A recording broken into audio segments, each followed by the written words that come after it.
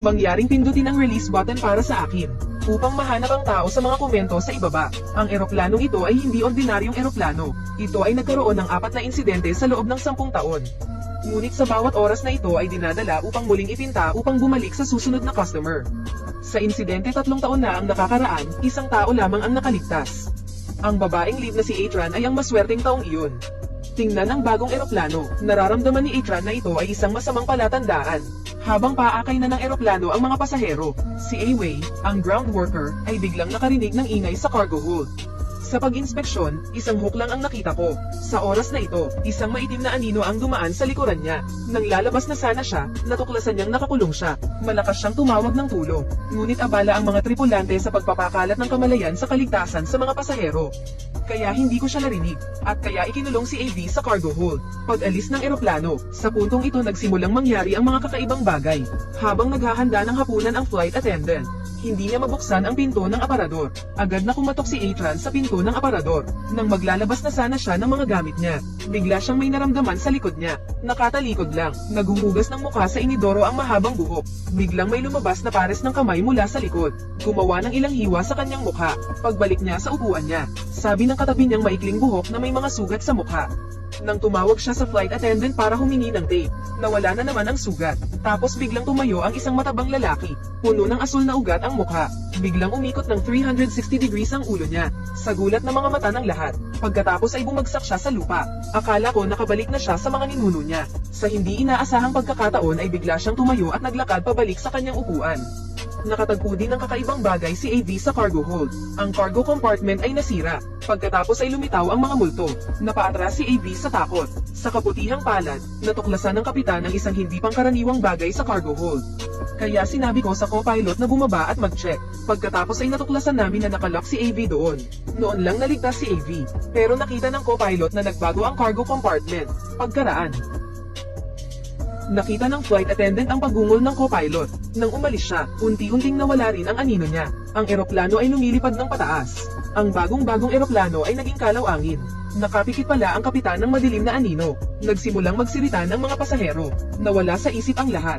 Huwag mag-atubiling palayain ako, upang makahanap ng angkop na tao. Mangyaring magkomento sa ibaba. Nawalan pala ng pressure ang cabin. Ang mga pasahero ay kulang sa hangin at nagdusa ng mga guni-guni.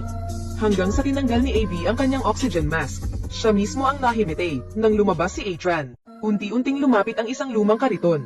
Sinabi ng mangkok ng lugaw ng saging na mansanas. Sa pagkakataong ito, biglang hinayla ni AV si Adrian. Nagutom sila sa oxygen dahil sa sirang pressure system. Dapat ay bumaba sa ibabang bahagi upang ayusin. Ibinaba ni AV ang ilang Adrian na tao. Maraming anino doon. Pero pagbukas ko ng ilaw, wala akong makita. Hindi kinaya ng isang tran na bumagsak sa lupa. Nakita niya ang maraming madilim na anino sa tabi ni Away.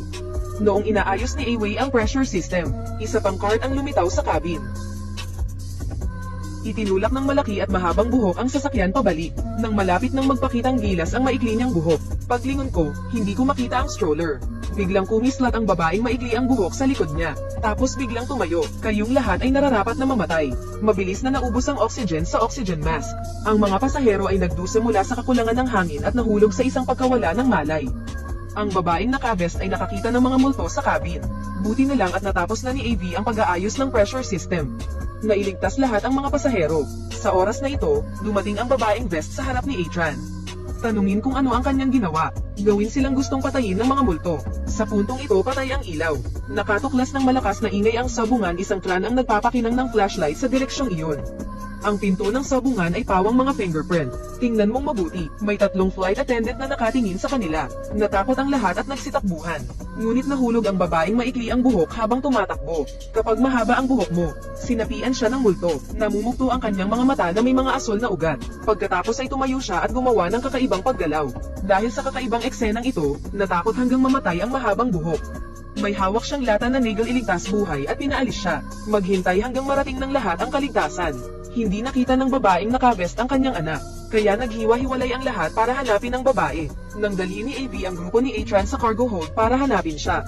Ngunit walang nahanap, lumitaw ang multo. Ano ang dapat mong gawin kung napapaligiran ka ng isang grupo ng mga multo?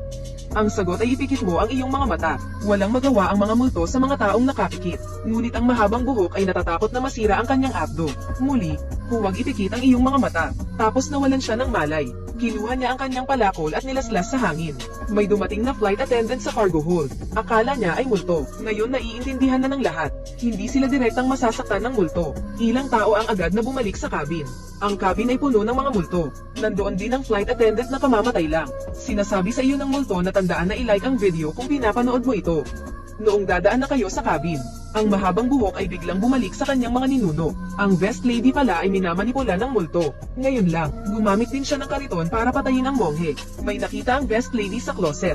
Putulin na lang ang cabinet. Nasa loob pala ang kanyang anak na babae. Sa tingin niya ay multo ang iba. Mabilis na binawi ni AV ang kanyang palakol. Atali mo siya sa upuan. Pagkatapos ay kumuha siya ng martilyo at binasag ang pinto. Miss ay gumapang sa sabungan. Nakita ng dalaga ang maraming multo sa salamin. Nang nagulat ang lahat, ang babaeng best ay napalaya mula sa kanyang mga pagpigil. Siya ay may hawak na palakol at inaatake ang lahat. Sa pagkakataong ito ay biglang lumapag ang eroplano. Sumugod ang kariton. Lumipad palabas ang kutsilyo at tinidor sa loob. Tapos na ang best. Muling lumitaw ang tatlong flight attendant. Tinanong ni AV si Atran tungkol sa taong iyon. Sinasabi na ngayon ni Atran ang totoo. Ang taong iyon pala ay dahil sa